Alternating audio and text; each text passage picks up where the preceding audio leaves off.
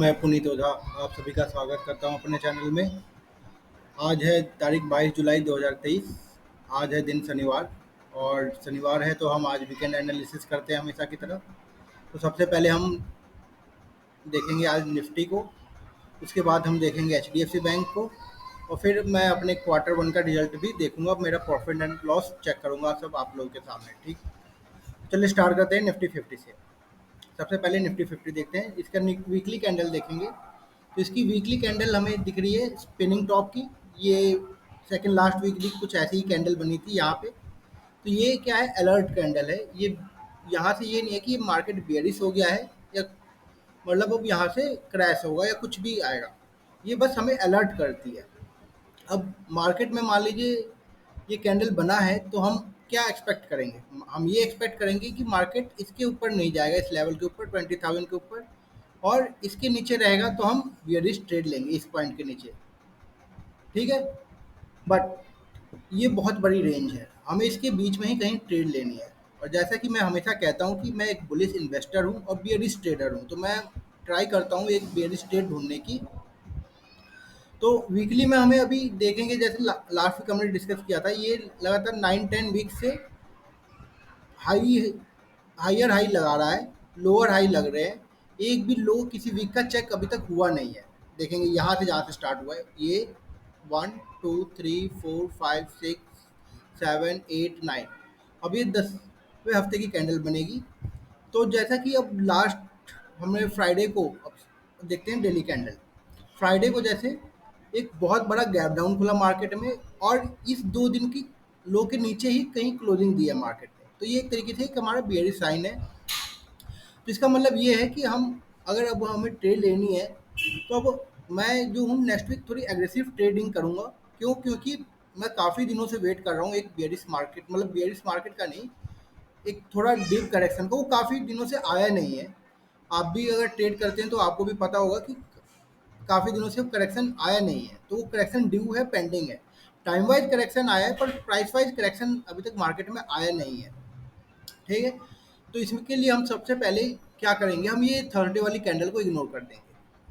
अब हमें ये थर्सडे की कैंडल का कोई मतलब नहीं है। ये थर्सडे की कैंडल का मतलब तभी था जब मार्केट इसके ऊपर चलता चला चला जाता, तो ये एक हमारे नया stop loss, trailing stop loss हो जाता है इस दिन का। बट इसके नीचे क्लोज दिया है, तो हम अब एक बियरिश ट्रेड ही प्लान करेंगे इस हफ्ते। और ये हम बियरिश ट्रेड लेंगे ट्यूसडे या वेडनेसडे को या मंडे को। हम एक पहले ट्रेड लेंगे, अगर मंडे को हम सक्सेसफुल रहेंगे तो ट्यूसडे और वेडनेसडे, और हम अपनी पोजीशन साइजिंग बढ़ाएंगे। ठीक है, तो हम ट्रेड लेंगे कहाँ और कब और कैसे, अब इसके बारे में डिस्कस करते हैं। और हमारा क्या स्टॉप लॉस होना चाहिए, क्या टारगेट होना चाहिए, कहाँ एंट्री और कहाँ एग्जिट होना चाहिए। सबसे पहले जैसे कि मैंने अभी बोला कि हम बुलिश ट्रेड नहीं लेंगे, बियरिश। बट एक जगह जैसे कल परसों मंडे जब मार्केट खुलेगा तो यहाँ के सेलर्स को ट्रैप करेगा। ये एक तरीके से ट्रैप मूवमेंट होगी सेलर्स के लिए। तो उनको क्या करेगा, ये यहाँ पे लाके कहीं फंसा देगा। और जो बुल्स यहाँ पे जिन्होंने लिया तो एक्चुअली कल ही फंस गए हैं, फ्राइडे में ही। तो अभी उनकी पोजीशन होल्ड होगी और सेलर्स यहाँ नए पोजीशंस क्रिएट किए होंगे, क्योंकि इस दिन सारे सेलर्स निकल चुके थे थर्सडे के एक्सपायरी के दिन।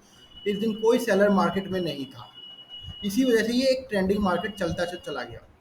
अब हम मंडे की बात करते हैं। मंडे को मान लीजिए मार्केट कहीं इसके आसपास खुलेगा, 820 के आसपास, तो हम यहाँ का स्टॉप लॉस लगा के 750 का एक बुलिश ट्रेड लेंगे। कहाँ तक की?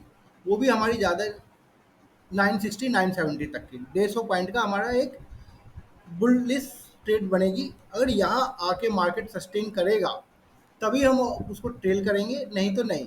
अब बेयरिश ट्रेड कब लेनी है? दो कंडीशंस में हमें लेनी है। मान लीजिए कल मार्केट यहाँ गैप अप खुला, यहाँ पे जाके ये गैप फिल करेगा और वहाँ से रिजेक्शन बनेगा तब। और एक यहाँ से अगर ये गैप डाउन खुल गया 19,750 के नीचे, तो खुलते ही 19,750 के नीचे अगर खुलता है और ट्रेड होना स्टार्ट होता है तो हमारा स्टॉप लॉस यहाँ होगा और हम एक पोजीशन यहीं बना लेंगे 750 के पास ही। हम वेट नहीं करेंगे 700 के टूटने का, क्योंकि 700 कई बार चेक हो चुका है। या लास्ट अभी फ्राइडे को चेक हुआ, इसके पहले यहाँ पे मंडे ट्यूसडे को यहाँ पे चेक हो चुका है, यहाँ पे अच्छा सपोर्ट ले चुका है।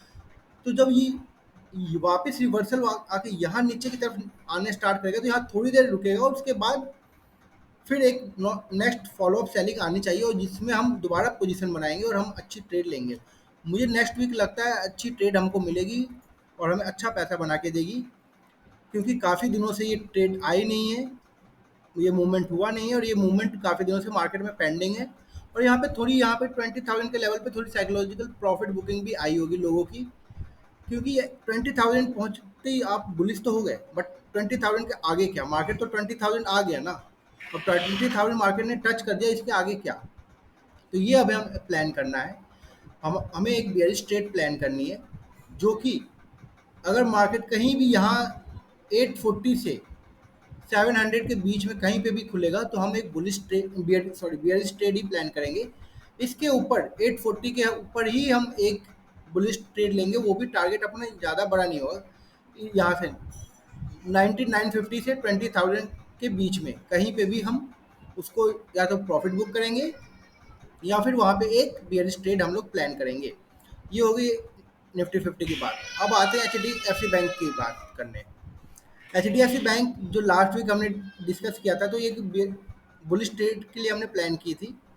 तो कैंडल सही बनी है, इतना अच्छा मूवमेंट नहीं हुआ अभी क्योंकि मार्केट वॉलेटाइल था।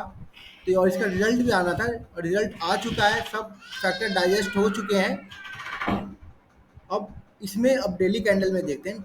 डेली कैंडल में आपको थोड़ा यहाँ बेरिशनेस का साइन दिख रहा है, ठीक।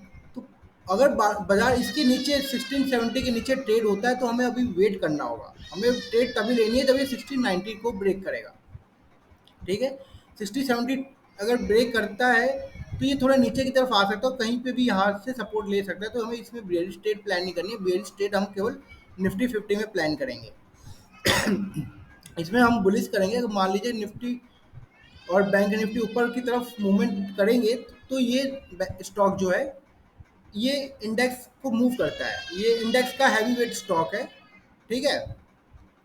तो ये ऊपर की तरफ मूव करेगा तो हम बुलिश ट्रेड इसमें लेंगे, क्योंकि ये इसके बारे में मैंने बहुत डिटेल में एनालिसिस लास्ट वीक या लास्ट किसी वीडियो में मैंने की थी, कि मैंने जब इसमें बताया था कि काफ़ी दिनों से इस जगह पे रेजिस्टेंस ले चुका है, अब ये इसको ब्रेक करेगा तो नेक्स्ट रैली अपनी स्टार्ट करेगा। अब आते हैं मेरे पेंडल पे। अब मैं पेंडल आपको अपना दिखाता हूँ। ये पेंडल है मेरा 1 अप्रैल से लेके 30 जून तक फर्स्ट क्वार्टर का। तो इसमें आप देखेंगे मेरे को लॉस, नेट रियलाइज लॉस है 977 का। हालांकि प्रॉफिट 700 का है, बट इसमें जो ये चार्जेस और टैक्सेस कटे हैं ये एक मैंने एक साइकोलॉजिकल वीडियो में अभी कुछ दिनों में बनाऊंगा, उसमें बताऊंगा कि क्यों हमें ट्रेड नहीं करनी चाहिए। और आप मेरे को आप देखोगे ये मेरे 3 महीने मैंने कितनी ट्रेडें की हैं। इसका एक बार 1360 को हम 40 से डिवाइड करते हैं, सॉरी 1360 को हम 40 से डिवाइड करते हैं तो हमारा आता है मेरे ख्याल से 54 के आसपास। तो मैंने पूरे 3 महीने में 54 ट्रेड्स लिए हैं। और इस 3 महीने में मान लीजिए 20-20 दिन भी मार्केट खुला है, तो उससे क्या पता चलता है कि मैंने एक भी दिन एक का भी ट्रेड का मेरा एवरेज नहीं है, ठीक है। ये देखिए 34 ट्रेड मैंने 3 महीने में 34 ट्रेड, मात्र 34 ट्रेड की है, ठीक। क्यों? क्योंकि मेरा हमेशा मानना, आप देखो मई में मैंने बिल्कुल भी ट्रेडिंग ही नहीं की थी, क्योंकि मई में मार्केट आप देखोगे बहुत ही ज़्यादा साइडवेज था, बहुत कन्फ्यूजन मार्केट था। तो उस टाइम पे मार्केट क्या, वो बुलिश ट्रेंड ऐसे ही स्टार्ट होता है, बहुत कन्फ्यूजन रहता है और आपके ट्रेड्स में बहुत साइडवेज होकर बहुत स्टॉप लॉसेस कटते हैं। तो उस टाइम पे ट्रेडिंग आपको कम करनी रहती है, आपको मेन अपनी इक्विटी पे ही ध्यान देना होता है। उस टाइम पे आपको स्टॉक्स में इन्वेस्ट करना चाहिए, वो परफेक्ट टाइम होता है आपके स्टॉक में इन्वेस्टमेंट के लिए। तो आपने जैसे देखा, अब बट क्या है, अभी सेकंड क्वार्टर आ गया। सेकंड क्वार्टर आने में अब मुझे मालूम है कि अब नेक्स्ट वीक के लिए मैं थोड़ा एग्रेसिव ट्रेड करूंगा, जैसे मैंने बताया। नेक्स्ट वीक मुझे जहाँ बेरिश ट्रेड दिखती है मैं वहाँ एग्रेसिव ट्रेड करता हूँ, ठीक है। ये मेरा एफेंडो का रहा। अब मैं आपको इक्विटी में दिखाता हूँ मेरा इक्विटी में कहा क्या रहा। इक्विटी में हमारा प्रॉफिट आएगा, अभी कैलकुलेट आया, ये देखिए कितना, 5,700 का, 5,700 का प्रॉफिट माइनस 900 का लॉस। तो टोटल मेरा प्रॉफिट जो होगा 5,700 माइनस मोटा माटी 950। तो मेरा प्रॉफिट जो आया है 4,750 का, और मेरी जो कैपिटल थी वो थी 50,000 की। मैंने अभी 50,000 से इसमें चालू किया इस फाइनेंशियल ईयर में। अब आगे देखते हैं कैसा ये परफॉर्म होता है। अब इस क्वार्टर का आप रिजल्ट देखेंगे जब ये क्वार्टर खत्म हो जाएगा। क्वार्टरली क्वार्टरली अपने आप को चेक करना चाहिए, उससे आपको पता चलता है आपकी परफॉर्मेंस क्या है। अब देखिए मैं 3 महीने में मेरा मात्र एफेंडो में जो लॉस है कितना है, 900 का। वो 900 का लॉस बड़ा लॉस नहीं है मेरे लिए, लेकिन 977 का लॉस है। ये क्यों? क्योंकि एक ट्रेड में मैं मेरे पास आ जाएगा, क्योंकि आप देखोगे मैं इसमें दिखाते हैं मैं लॉसेस बहुत छोटे लेता हूँ, और प्रॉफिट जो होते हैं मेरे, मैं चाहता हूँ मान लीजिए मैं 300 का लॉस ले रहा हूँ तो प्रॉफिट मेरा 1:3 का हमेशा रिस्क रिवॉर्ड रेशियो चलता रहता है। जैसे इसमें 245 का लॉस हुआ, फिर ये 240 का लॉस हुआ, फिर उसके बाद सीधा आप देखिए 1090 का प्रॉफिट, ठीक है। फिर ये इधर ये बड़ा लॉस हो गया 1157। जरूर इसमें मैं कुछ किसी और चीज़ के लिए गया हूँगा इसलिए इतना लॉस आया है। फिर उसके बाद देखिए 300 का प्रॉफिट, ठीक है। फिर नेक्स्ट 400 का, फिर नेक्स्ट लॉस 245, फिर नेक्स्ट लॉस फिर 1150, फिर यहाँ पे 900 का प्रॉफिट, फिर यहाँ पे 2000 का प्रॉफिट, फिर 112 का लॉस, फिर 500 का, फिर 750 का। ये देखिए छोटे छोटे लॉसेज हैं, ज़्यादा बड़े लॉसेज ये 2-3 लॉस हैं मेरे। बट अभी फिर भी मैं, और इसके मेरे प्रॉफिट देखेंगे आप तो बड़े प्रॉफिट्स तो दिख ही नहीं रहे एक्चुअली। एक यहाँ एक ये 2050 का था, और एक ये यहाँ 1090 का। तो मैं मोस्टली ऐसी ट्रेडेड ट्राई करता हूँ, जैसे कि हमें जहाँ पे स्टॉप लॉस कम रहे और टारगेट हमें जो है अच्छा मिले, ठीक है। तो अब मैं इसके ऊपर जो अभी स्ट्रैटेजी बना रहा हूँ, मैं मई से मैंने वो स्ट्रैटेजी में काम करना स्टार्ट किया है। मेरी 2-3 स्ट्रैटेजियाँ हैं जो मैं बना रहा हूँ, उनके ऊपर मैं काम कर रहा हूँ। तो वो जैसे चलेंगी मैं आपको उसके बारे में भी बताऊँगा। अभी के लिए फ़िलहाल के लिए इतना ही। शुक्रिया, धन्यवाद, टाटा, बाय बाय, हर हर महादेव।